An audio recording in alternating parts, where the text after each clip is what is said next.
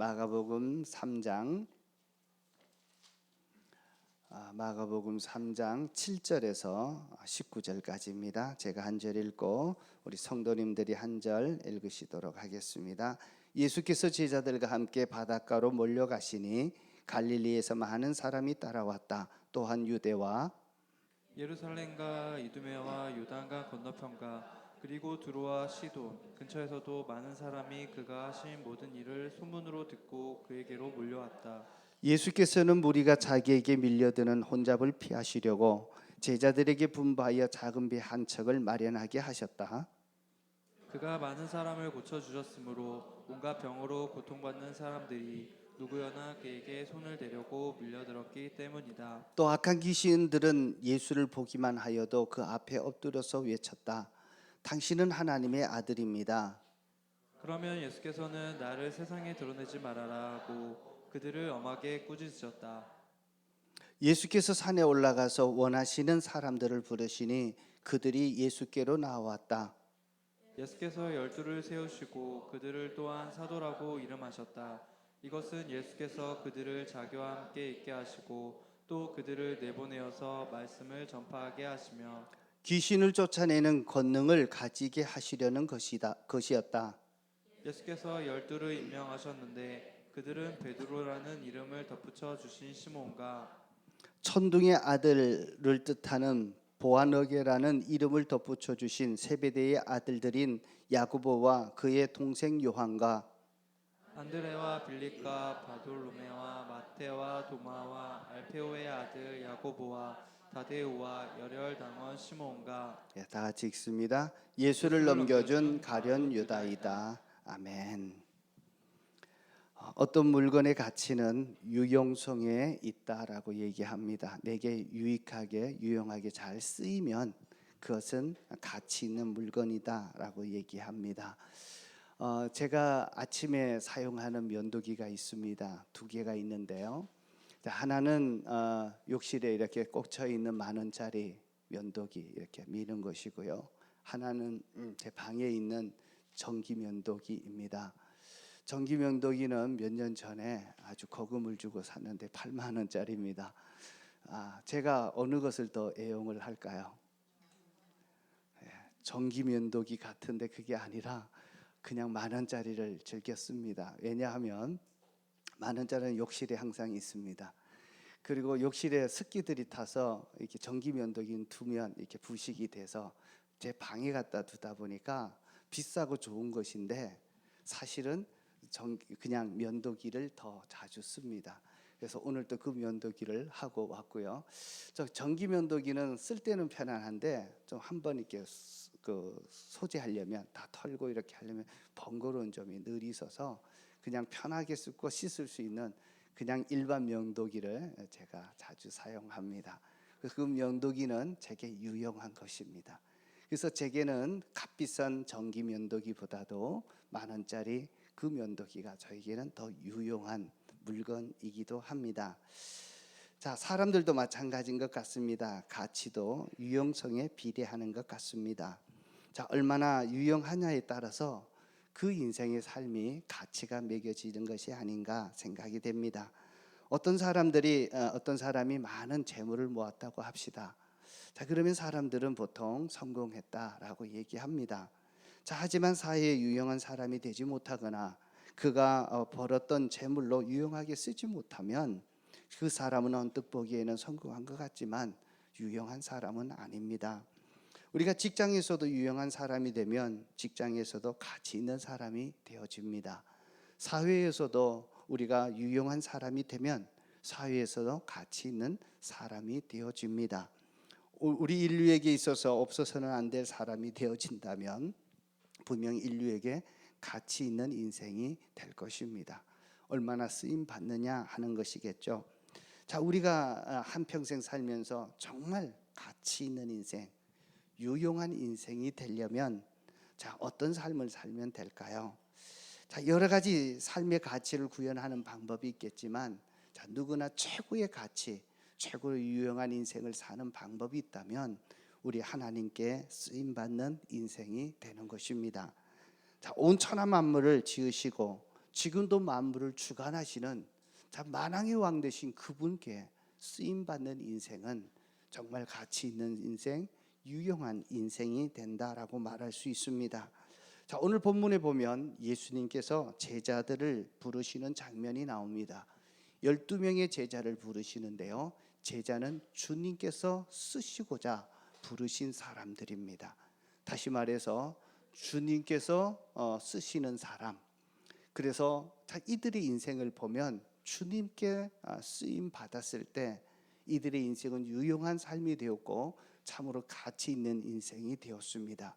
이들로 하여금 복음이 전파되어지고 지금 우리에게까지 그 복음이 전달되어서 구원받게 되는 엄청난 은혜와 축복을 받게 되는 것을 보게 됩니다. 그래서 이 세상에서 가장 가치 있고 유용하게 쓰인 방법이 있다면 주님께 쓰임 받는 인생이 되는 것입니다. 자, 우리 모두가 주님 앞에 멋지게 쓰임 받는 인생 되어서 가치 있는 인생, 정말 유용한 인생 되었으면 좋겠습니다. 우리 옆에 분에게 한번 이렇게 축복하면 좋겠습니다. 주님께 쓰임 받는 인생 되십시오. 아멘. 예, 그렇게 됐으면 참 좋겠습니다. 자, 오늘 예수님께서 12제자를 부르시는 그 장면을 이렇게 소개를 하고 있는데요. 예수님께서 왜 12제자를 부르셨을까? 자, 갈릴리에서 예수님의 이름이 유명해졌습니다. 그러게 되자 사방에서 사람들이 몰려옵니다. 자, 오늘 7절 8절에 보면 이렇게 소개가 됩니다. 예수께서 제자들과 함께 바닷가로 몰려가시니 갈릴리에서 많은 사람들이 따라왔다. 또한 유대와 예루살렘과 이두메와 요단강 건너편과 그리고 두로와 시돈 근처에서도 많은 사람이 그가 하신 모든 일을 소문을 듣고 그에게로 몰려왔다. 자, 수많은 사람들이 막 몰려왔는데요. 여기에 보면 명칭들이 나옵니다. 지금 예수님은 어디에 계시냐면 갈릴리에 계십니다. 이제 생명의 상 공부를 하셨던 분들은 알겠지만, 자, 이스라엘에서 제일 북쪽에 갈릴리가 있고, 자, 중부에 사마리아가 있고, 그 다음에 남부에 유다가 있습니다. 그런데 예루살렘과 유다는 남쪽 유다에 속해 있습니다. 거기에 있었던 많은 사람들이 예수님께로 찾아왔습니다. 그리고 이두메라고 하는 것은 사해 남쪽에 에돔 족속들이 살고 있는 그곳에 있던 것이 바로 이두메였습니다. 그래서 그 국경을 넘어서 에돔 다른 나라에서도 예수님의 소문을 듣고 찾아옵니다. 그리고 요단강 건너편이라고 하면 요단강 동편입니다. 요단강 건너편은 오늘날로 얘기하면 요르단입니다. 요르단에서 수많은 사람들이 찾아옵니다. 그리고 북쪽에 시돈과 두로가 있었는데 이 시돈과 두로는 오늘날 레바논에 속해 있습니다. 역시 국경을 넘어서 시돈과 그래서 예수님의 소문을 듣고 수많은 사람들이 사방에서 몰려들기 시작합니다. 자, 이 사람들이 몰려드는 것을 보고 예수님께서 무엇을 느꼈는가 하면 마태복음 9장에 보면 예수님께서 제자들을 부르시는 그 장면에 보면 자, 수많은 사람들이 당신을 찾고 있는 모습을 보면서 목자 없는 양같이 유리방황하는 그들의 마음을 보시고 정말 안타까워하시면서 제자들에게 다 하나님께서 구할 일꾼을 보내달라고 너희들이 기도하라라고 요청해 주는 장면들이 나옵니다. 예수님께서는 수없이 몰려드는 사람들이 목자 없는 양 같아서 그들이 정말 하나님의 구원의 길에 하나님의 생명의 길로 들어오지 못하고 있는 모습을 보면서 12명의 제자를 세워서 이제 예수님이 하셨던 그 일을 제자들로 하여금 하게 만드시고 그리고 당신께서 하고 싶어 했던 그 일을 성취하기를 원하셔서 12제자를 이렇게 뽑으시는 장면들이 나옵니다. 자, 예수님이 12제자를 이렇게 뽑으시는 장면을 오늘 보면 예수님이 참 재미있게 소개가 됩니다. 자, 그에게 왔던 베드로라고 하는 사람, 베드로의 원래의 이름은 시몬입니다. 그 이름의 뜻은 흔들리는 갈대다라고 하는 것처럼 참 베드로는 다혈질적인 사람이었고 아주 성질이 급했던 사람입니다. 자, 그리고 변덕이 아주 죽 쓰듯이 그렇게 하는 사람이었습니다. 자, 그런 모습을 보시고 예수님께서 너는 시몬이라 하지 말고 이제는 베드로라고 해라. 베드로 페트로스라고 하는 말은 반석이라는 말입니다. 앞으로 반석처럼 그렇게 쓰임 받기를 원한다라고 그에게 베드로라고 이름을 별명을 지어주시고 그렇게 불렀고요. 예수님이 그렇게 이름을 지어주었던 것처럼 베드로는 기독교의 또 교회의 소속이 되어 정말 위대한 믿음의 교회를 세우는 일에 큰 역할을 감당하고 주님의 수제자로서의 그 역할을 다 감당했던 것을 보게 됩니다. 자, 그리고 또 두 아들이 있었는 세베대의 두 아들 야고보와 요한을 별명을 붙여주기를 우리의 아들. 자, 지금으로 얘기 우리 말로 하면 번개돌이다 뭐 이런 거예요. 천둥이 펑펑 쳐가지고 하는 것에 성질이 아주 급해가지고 자기의 분을 참지 못하는 정말 까다로운 사람인데 예수님은 너는 번개돌이라 제발 좀 성질 좀 급하게 하지 말고 좀 차분하게 살아라 라고 하는 말로 그에게 이제 번개돌이라고 붙여주었습니다. 그렇게 살지 말라고 붙여주었는데 정말 그 말씀대로 사도 요한은요 나중에 그가 급한 성질의 사람이 아니라 사랑이 풍성하신 사랑의 사도로 그렇게 불림을 받았습니다.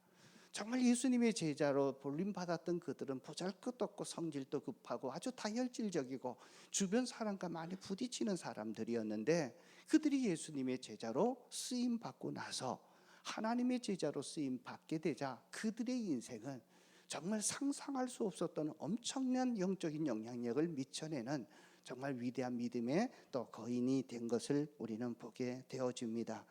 자, 예수님이 뽑았던 12 제자들은요 하나같이 참 평범한 사람들이었고 내세울 데가 없는 사람들이었습니다.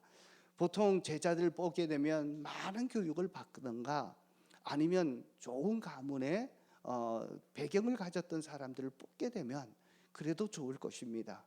그러나 예수님의 제자들은 하나같이 중상층 아니 중하층에 살고 있는 평범한 서민들을 뽑아셨고 자, 이들은 그냥 태어나서 평범하게 살다가 그냥 인생을 마감하는 보통 사람들에 지나지 않는데 그들을 뽑아주시면서 정말 그들을 쓰시기 시작하니까 이 12명으로 인해서 정말 주님의 복음이 증거되어지고 하나님의 복음이 정말 2000년이 지난 지금까지 우리에게까지 전달되는데 우리에게 아주 유용하게 쓰임받은 일꾼들이 되었습니다.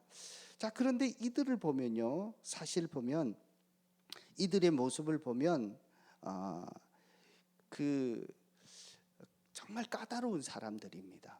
까다로운 사람들인데요. 자, 그 이름 하나하나만 보더라도 그렇습니다. 뒤편에 보면 또 한 사람이 나타나는데 9절에 보면 자, 마태가 소개되고 자, 그 다음에 열혈당원 시몬이 소개가 되어집니다. 열혈당원이라고 하는 것은 자, 지금 우리 쉽게 얘기하면 독립투사라고 이렇게 보시면 됩니다. 그 당시 그 이스라엘 유대 나라는 로마의 식민지 정치 아래에 있었습니다. 자, 이들이 독립투사는 어쨌든 남의 나라의 억압을 받고 있던 그들에게 우리가 정말 그 독립을 기취하고 정말 어떻게 보면 살인과 폭력을 써서라도 그 나라에서 우리나라를 다시 한번 독립시키고자 하는 그래서 고유한 주권을 가지고자 하는 아주 열심히 있었던 사람들입니다. 그래서 열심당원, 열혈당원이라고 하는 말을 쏟아냈습니다. 자, 이들에게 있어서 로마는요 계속 타도해야 될 대상들이었는데 그들이 계속해서 이스라엘 백성들을 이렇게 괴롭히면서 또 학대하면서 많은 것을 빼앗아가는 것에 대해서 울분을 참지 못해서 열심당원에 함께 들어가서 민족을 독립시키고자 하는 일에 쓰임 받았던 사람입니다. 자, 그런데 자, 이런 그 열혈당원 시몬에게 있어서 가장 눈에 가시처럼 보이는 사람이 있다면 로마의 앞제비가 되어가지고 그들 편에서 자기의 이득을 편먹고 있는 사람일 것입니다. 그 사람이 누구냐면 바로 마태입니다. 자, 마태는 이미 말씀드렸지만 세리로서 로마에서 원하는 세금을 징수하는데 원하는 액수만 받는 것이 아니라 자기가 무조건 착복해서 받고 나면 일부만 드리고 나고 나머지는 자기가 사유화했던 그러한 사람들입니다. 그러니까 어떻게 보면 마태와 같은 세리들은요 백성들의 고혈을 빨아먹는 정말 매국노와 같은 사람입니다. 자, 이 사람하고 정말 독립해서 민족을 정말 정상으로 살리려고 했던 이 시몬하고 같이 붙여놓으면 어떻게 되겠습니까? 싸움이 납니다. 원수 같은 사람입니다. 자, 그런데 놀랍게도 자, 이들은 하나같이 주님 앞에 쓰임 받는 사람들이 되었습니다. 자, 성격이 어떠했든지 또 그가 성향이 어떠했든지 상관없이 주님 앞에 쓰임 받기만 하면 자, 이렇게 정말 하나님의 나라에 유용하게 쓰임 받는 가치 있는 인생이 되더라라고 하는 것입니다. 여러분, 오늘도 우리가 주님 앞에 쓰임 받는 인생 되기를 축복합니다. 어떻게 하면 주님으로부터 쓰임 받는 인생이 될 수 있을까요? 자, 첫 번째는요, 주님의 부르심이 있어야 합니다. 13절을 한번 보십시오. 예수께서 산에 올라가셔서 원하시는 사람들을 부르시니 그들이 예수께로 나와왔다라고 되어 있습니다. 자, 주님이 쓰시는 사람은 반드시 주님이 부르신 사람이 되어야 합니다. 예수님의 12 제자들은요, 자기가 예수님을 보고 내가 예수님의 수제자가 되겠습니다, 제자가 되겠습니다, 나를 써달라고 와서 요청했던 사람은 한 사람도 없었습니다. 12명 모두 다 주님이 보시고 주님이 필요하셔서 주님께서 선택했던 사람들이 12명의 제자가 된 것입니다. 우리가 주님께 쓰임 받기 위해서는 주님으로부터 부름을 받아야 합니다. 주님의 부름을 받을 때 자, 거기에 기꺼이 믿음으로 응답한 자들입니다. 자, 주님이 부르신다는 것은요, 자, 이런 의미입니다. 주님이 원하시는 곳에서 주님이 원하시는 일을 주님이 원하시는 방법대로 행하겠다고 그 사람을 뽑아 주셨다면, 자, 그래서 주님의 부름 받았던 사람들은 자기가 원하는 것이 아니라 주님이 원하는 것을 주님이 원하는 장소에서 주님이 원하는 일을 주님의 방법대로 행하는 자들이 주의 제자들이다라고 이렇게 볼 수 있을 것입니다. 자, 그러면 우리가 주님으로부터 다 부름받은 사람입니까? 자, 그러면 어떻게 알 수 있을까요? 자, 우리가 예수님을 나의 구주로 나의 주인으로 영접하고 자, 세례 받았다면 주님으로부터 부름받은 사람이다라고 얘기할 수 있습니다. 자, 예수님께서 나를 불러주셨다라고 하는 것은 특별히 수많은 사람들 중에 나를 주님께서 택하셔서 나로 하여금 당신의 구속의 은혜를 보여주시고 그 복음을 제시하셔서 나로 하여금 받아들이게 하셔서 내가 예수님을 믿었다면, 그리고 하나님의 자녀가 되었다면 나는 하나님으로부터 부름받은 사람이다라고 하는 것을 잊지 말아야 합니다. 자, 우리는 예수 믿었다는 그 자체는 수많은 사람들이 있는 가운데 주님께서 나를 불러주셨던 부르심과 일치할 수 있습니다. 예수님이 나의 주인 되심을, 나의 구원자 되심을 인정하십니까? 그렇게 믿으십니까? 자, 그러면 주님이 나를 쓰시고자 나를 불러주신 것입니다. 그래서 우리가 예수님이 나를 불러주셨다면 주님이 나를 죽음에서 나를 건져주시기 위해서 자신의 목숨을 드리면서 희생하면서까지 나를 불러주셨고 내가 영원한 생명을 누릴 수 있었다, 그것이 나에게 주신 축복이다라고 하는 것을 우리는 잊지 말아야 합니다. 그러나 또 한 가지 잊지 말아야 될 것이 있다면, 수많은 사람들 가운데 나를 먼저 불러주신 이유가 있다면 주님께서 나를 쓰시기 위해서 불러주신 주님의 사람이다라고 하는 것을 잊지 말아야 합니다. 자, 우리 옆 사람에게 얘기합니다. 하나님은 당신을 불러주셨습니다. 자, 믿습니까? 자, 예수님께서 우리를 불러주신 목표가 무엇일까요? 무엇을 위해서 우리를 불러주셨을까요? 예수님이 12 제자를 부르셨던 이유를 보면 자, 우리를 불러주신 목적이 뭔지를 분명히 알게 됩니다. 예수님께서 12명의 제자를 삼으셨던 것은 수많은 사람들이 그에게 몰려오고 있을 때 목자 없는 양같이 유리방황하고 있는 그들을 좀 불러서 하나님의 백성 삼기 위함입니다. 복음을 전하고 그들 영혼을 구원하기 위해서 제자를 삼아 주셨고, 제자들은 그 일을 통해서 정말 충성되게 목숨 바치면서 일했습니다. 자, 그래서 주님께서 우리를 불러주셨다면 무엇을 위해서 불러주셨나 하면, 아직 하나님을 알지 못했던 잃어버린 영혼들, 하나님을 떠나서 자기 멋대로 살고 있었던 이들의 영혼들을 복음을 전해서 주님께로 돌아오게 만드는 영혼 구원을 위해서 우리를 불러주셨다, 이렇게 보시면 됩니다. 자, 그래서 우리가 예수님을 믿고 있다면 주님이 나를 구원해 주셨던 것처럼 아직 구원받지 못했던 사람들을 구원받기 위해서 하나님이 나를 불러주셨고 나는 그 일에 쓰임받는 인생이 된다면 우리가 주님 앞에 쓰임받는 인생이 되는 것입니다. 영혼구원하여 제자 만들라고 하는 이 목표에 쓰임받는 저와 여러분들이 되시기를 축복합니다. 자, 또 한 가지, 예수님이 12제자를 부르신 목적이 있다면요, 자, 교회를 세우기 위함입니다. 그래서 제자들을 통해서 또 이들이 함께 모였을 때 사도행전에 교회가 처음 세워지게 되고, 이 12제자들은 그 교회를 세우는 일에 초석처럼 정말 쓰임받았던 인생입니다. 주님이 이 땅에 그리스도의 몸인 교회를 세워서 이제 주님이 하시고자 원하셨던 그 일들을 감당하게 하십니다. 복음을 전하게 하고 구원받게 하는데 교회를 통해서 그 일들이 이루어지는 것입니다. 자, 그렇게 본다면, 자, 우리는 무엇을 위해서 주님께서 부르셨나 하면 교회를 든든하게 세우는 일에 하나님께서 이 세상을 변화시키기 위해서 교회를 불러서 교회를 통해서 그 일을 하게 하시는 것입니다. 그래서 우리는 은혜로 교회에 속해 있다는 것은 우리 교회를 든든하게 세우고 아름답게 세워서 주변의 수많은 영혼들을 구원하게 하는 그 목적으로 우리를 세워주셨다라고 보시면 됩니다. 자, 오늘 예배 드리시는 모든 분들 예수님이 나의 구원자여 주인이심을 고백하십니까? 자, 그러면 부름 받았다는 사실을 아시고 무엇을 위해서?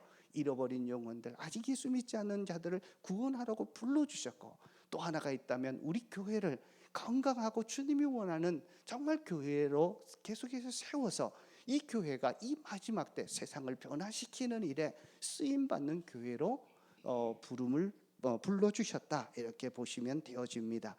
이제 주님께서 하셨던 일, 첫 번째, 부름 받은 사람입니다. 자, 그 부분을 분명히 확인하실 때 하나님 앞에 쓰임 받게 될 것입니다.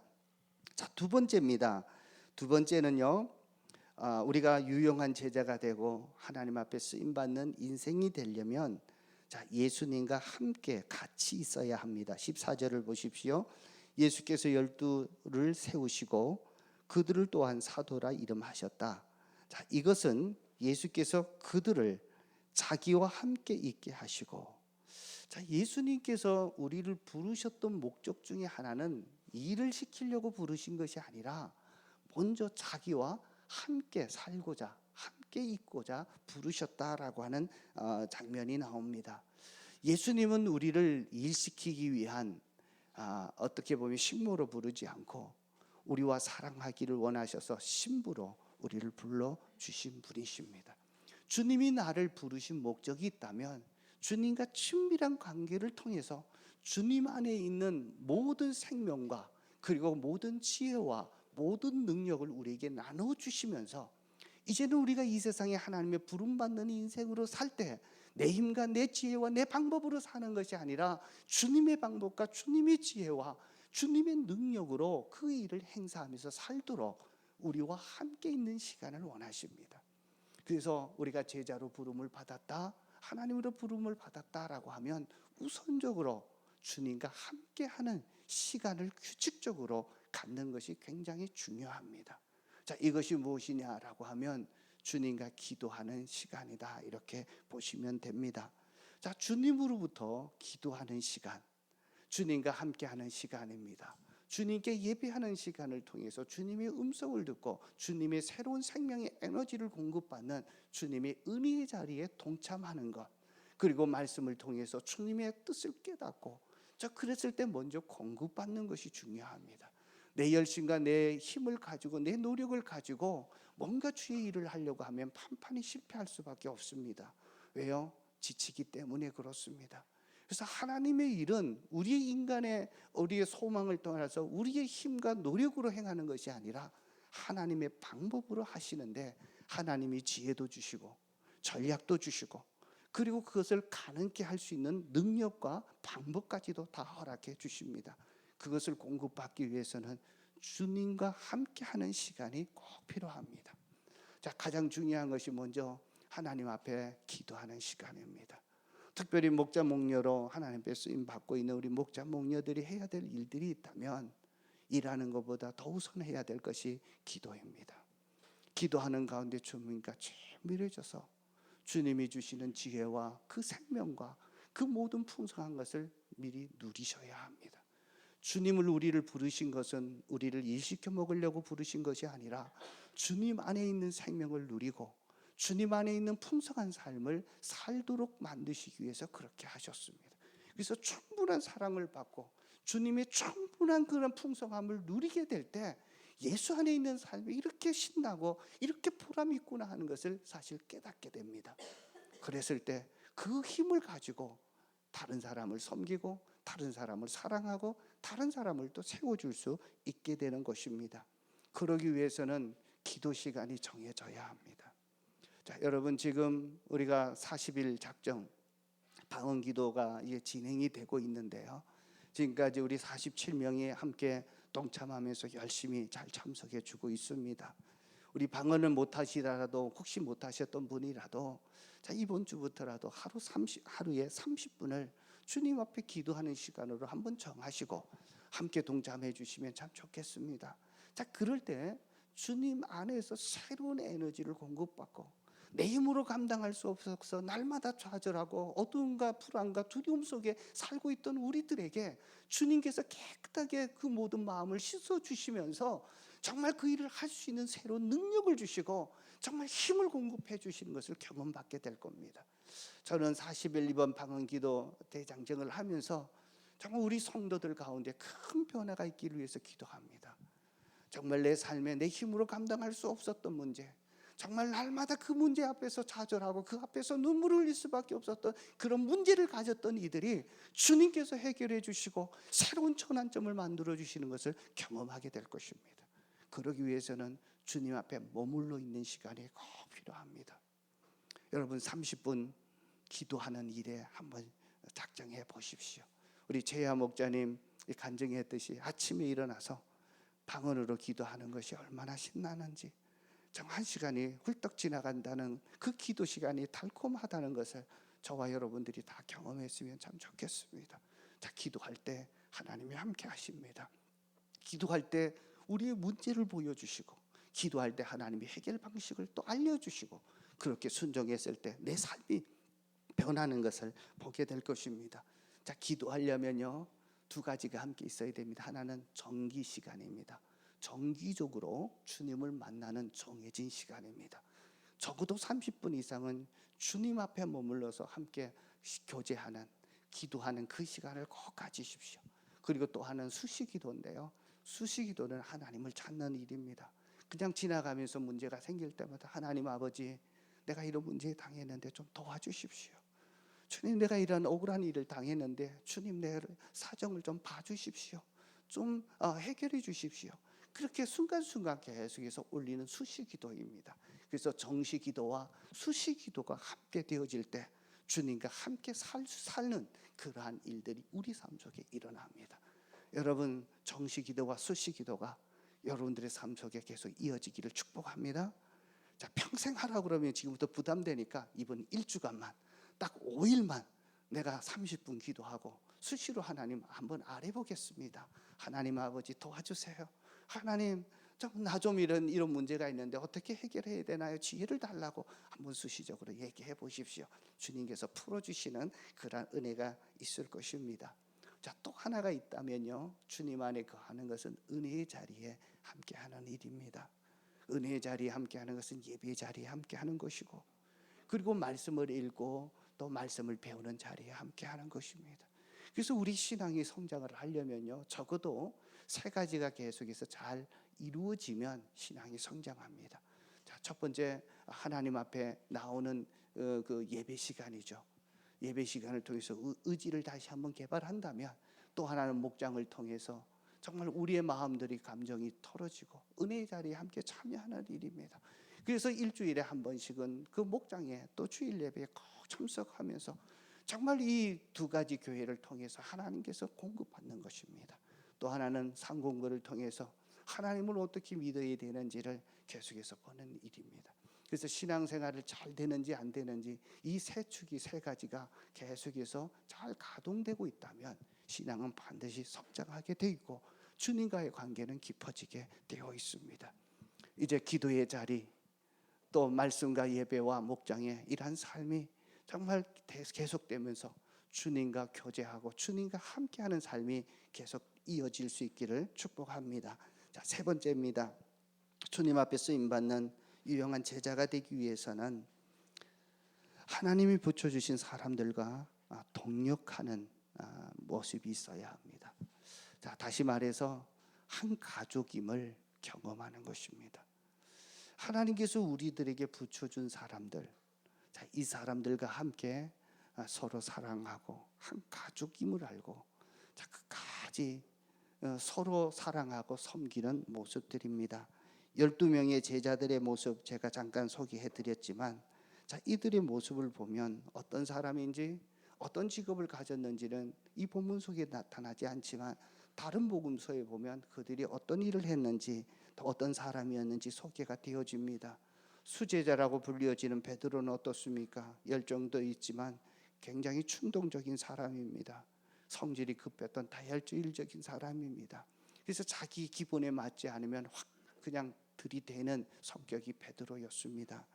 자, 요한과 야고보는 성격이 불과 같아서 우리의 아들이라는 별명을 가졌습니다. 도마는 어떻습니까? 하도 의심이 많아서 의심 많은 도마라고 사람들이 붙여줄 정도로 모든 것이 꼬지꼬지 따지고 드는 그러한 사람입니다. 가룟 유다는 또 어떤 사람입니까? 돈 욕심이 많은 계산적인 사람입니다. 자기에게 이득이 되면 가만히 있고요, 아니면은 늘 가서 뒤에서 헌담하는 사람입니다. 그 재물을 가지고 다른 사람을 섬겼으면 좋겠다라고 이상한 부정적인 이렇게 에너지를 만들어내고 분위기를 만들어내는 것이 가룟 유다였습니다.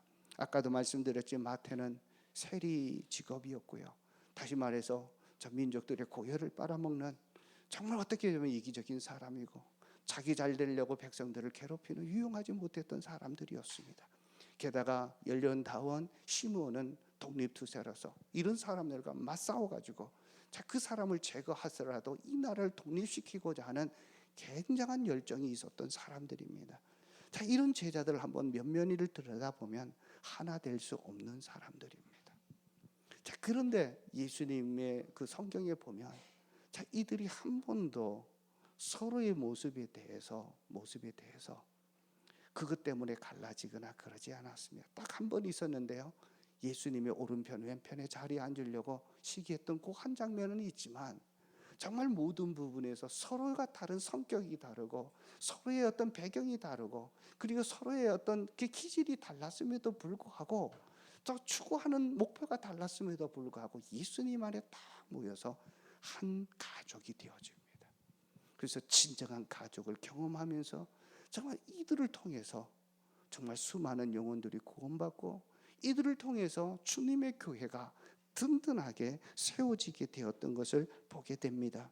자, 여러분, 자, 이들을 통해서 기독교의 초석이 놓여졌다면 주님이 세우시던 교회를 교회되게 만드는 일에 하나님이 붙여줬던 사람들을 서로 사랑하고 끝까지 포기하지 않고 정말 서로를 세워지고 서로를 격려하고 함께 성장해가는 이러한 사랑의 공동체가 필요합니다. 주님 앞에 쓰임 받으려면 교회에 붙여주었던 영혼들을 함께 사랑하고 끝까지 가는 일들입니다. 여러분, 주님이 다 이런 일로 불러주셨는데요, 주님 앞에 정말 쓰임 받기를 원한다면 내게 붙여준 사람들을 미워하고 그리고 그 사람들을 싫어하는 것이 있으면 주님 앞에 쓰임 받지 못합니다. 특별히 참 우리 가정교회를 하려면 참 가족을 만들어 가는 일인데요, 과정이 필요합니다. 나와 성격이 다르고 나와 전혀 성향이 다르고 정말 말하는 모습도 전혀 달라서 서로의 힘들 수 있고 또 애매할 수 있지만 서로를 품어 안아가고 하나 돼가는 이 모습입니다. 특별히 목자 목녀로서 사역을 하다 보면 우리 재현 목자님도 그랬는데요, 굉장히 분노가 많아지고 때로는 열심히 수고했는데 듣지 않게 되면 미움이 막 생겨날 수 있습니다. 우리 목자 목녀들은 내 안에 미움이 생기고 분노가 생긴다면 빨리 회개하고, 자, 그 모습이 아니라 주님께서 내게 붙여주셔서 내가 아니면 다른 사람을 붙여줄 수 있는 사람이 아니기에 나를 믿고 붙여주셨다면 그 영혼을 끝까지 품어내는 것이 주님 앞에 쓰임받는 사람이 되는 것입니다. 여러분, 혹시 목장을 하면서 하다 보면 내 눈에 들지 않고 싫어하는 사람, 미워하는 생각이 있다면 빨리 회개하고, 정말 우리가 한 가족임을 다시 한번 명심하는 것이 중요합니다. 자, 어떤 분들은 미워하는 건 아닌데 이 사람 저 사람 만나면 자꾸 부딪히는 사람들이 있습니다. 이 사람과 부딪히고 저 사람과 부딪히면 하나님이 그 사람 쓰지 않습니다. 그래서 서로의 약점들, 서로의 약함을 서로 붙들어주고, 정말 부딪히는 것이 아니라 서로 감내하면서 그것을 이끌어가는 사람이 되는 것입니다. 주님이 쓰시는 사람은 공동체를 통해서 일꾼을 만들어 가십니다. 교회를 통해서, 목장을 통해서, 가족을 경험하시기 위해서 우리에게 별별 사람들 붙여주십니다. 그래서 그 사람을 피한다고 또 다른 사람이 오는 것이 아니라 더 큰 사람이 자기 앞에 올 것입니다. 그래서 지금 내게 붙여주신 사람은 내가 감당할 수 있는 사람이기에 붙여주셨다고 하는 믿음을 가지고 여러분이 믿음으로 그 사람을 포용하고 사랑하고자 한다면 하나님께서 쓰시게 될 것입니다. 여러분, 참 주님 앞에 동력자로 쓰임받는 것, 어쨌든 내 안에 분노가 있고 사람을 싫어하고 미워하는 것이 있다면 빨리 고치셔야 합니다. 사람과 부딪히는 부분들이 있다면 그 부분 빨리 해결해야 하나님께서 쓰임받고 있습니다. 자, 정말 그러고 싶은데 안 되면 어떡합니까? 정말 잘 어울리고 싶고 붙들고 싶은데 내 마음이 그러지 않고 자꾸 그러면 어떡할까요? 제가 가르쳐 드리겠습니다. 자, 이대로 하시면 됩니다. 자, 어떤 방법인지 아십니까? 사람이 미워지는 것이, 싫어지는 것이, 부딪히는 것이 잘 안 될 때, 자, 죽으면 됩니다. 자, 어떻게 하면 된다고요? 내가 죽으면 됩니다. 그래서 바울은요, 날마다 나는 죽노라라고 하는 고백을 합니다. 자, 내가 예수님 앞에 죽었던 아직까지 정말 예수님이 나의 주인이시고 나의 살았다고 고백하는데 어느 순간에 보니까 자기가 주인 되고 자기의 고집이 주인이 되고 자기의 아집이, 자기의 생각이 계속 움트러날 때 나는 날마다 죽노라 고백하면서 십자가 안에서 못 박는 일입니다. 나는 예수님과 함께 죽었다 선언하고 이제 나는 예수님이 쓰시는 종이다, 주님께 모든 것을 맡깁니다 라고 할 때 주님이 쓰시게 될 겁니다. 자, 그래서 자꾸 부딪히는 문제가 해결이 안 되면 하나님께 지혜를 구하십시오. 하나님, 부딪히는 방법을 해결할 수 있는 방법을 달라고 주님께 정말 간절하게 구하게 된다면 그럴 수 있는 마음도 주시고 해결할 수 있는 능력도 주시게 될 것입니다. 정말 아무리 해도 안 된다면 내가 죽어야 되고, 죽어도 안 되면 그것을 할 수 있는 방법을 달라고 주님께 맡기십시오. 주님이 나를 위해서 자기 몸을 주셨듯이 그 사랑이 깨달아져서 나도 내게 붙여진 사람에게 내 생명을 주고 내 삶을 주고 내 목숨도 줄 수 있는 그러한 사랑이 흘러가게 될 것입니다. 이제 말씀 정리하겠습니다. 주님 앞에 쓰임받는 인생이 가장 유용한 인생, 가치 인생을 살게 됩니다. 먼저 주님으로부터 부름받은 사람이어야 합니다.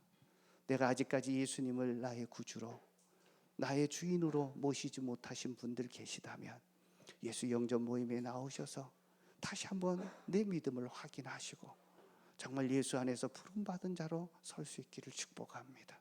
그리고 주님이 쓰시고자 할 때 주님, 내가 여기 있사오니 나를 쏘달라고, 나를 사용해 달라고 주님 앞에 여러분들의 몸을 드리게 될 때 주님이 언제든지 여러분들을 사용하시는 그런 자가 될 것입니다. 주님 앞에 쓰임받기 위해서는 주님과 함께하는 시간을 가져야 합니다.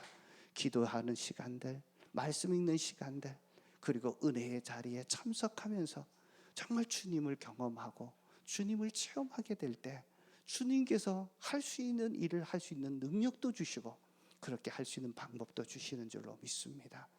그리고 주님 앞에 쓰임 받는다는 것은 내게 붙여주신 자를 끝까지 사랑하는 것입니다. 가족은 서로 헤어질 수 없듯이 우리가 영적인 가족으로 하나님을 아버지라 모시고 우리가 한 형제 자매 되었기에 우리는 죽을 때까지 함께 가는 일입니다. 함께 사랑하고 정말 함께 그 못난 부분을 안고 울면서 갈 때 정말 든든한 가족, 사랑이 넘치는 가족이 되는 줄로 믿습니다. 여러분의 목장 안에서 그런 일들이 이루어지기를 축복합니다.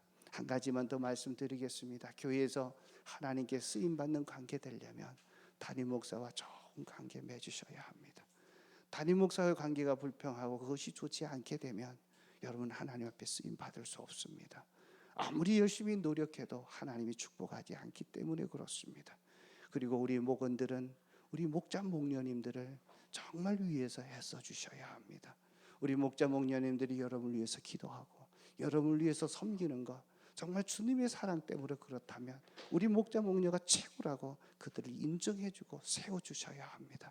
목자 목녀를 무시하기 시작하고 목자 목녀들에게 정말 불편하게 하면 여러분들에게 결코 하나님 앞에 쓰임받지 못한다는 사실을 꼭 기억하십시오. 그래서 지금 묶여주셨던 여러분들의 목장이 사랑의 공동체가 되는 일에 크게 쓰임받을 때 여러분들의 인생이 하나님 앞에 쓰임받는 인생이 되게 될 것입니다. 자, 이제 여러분들 그 헌신 카드 한번 내시고요. 오늘 주셨던 말씀 한번 정리하시면 좋겠습니다. 오늘 여러 말씀 중에 있지만 하나님 앞에 쓰임 받기를 원합니다. 정말 주님 앞에 부름 받은 자로 또 나서겠습니다. 주님과 함께하는 시간을 내가 갖겠습니다. 주님께서 내가 영적 가족으로 만들어줬던 우리 목장 식구들을 위해서 내 시간을 드리고 내 사랑을 드리고 그런 공동체 만들어 가겠습니다. 한번 이번 한 주간 실천 사항들을 한번 정하시면 좋겠습니다.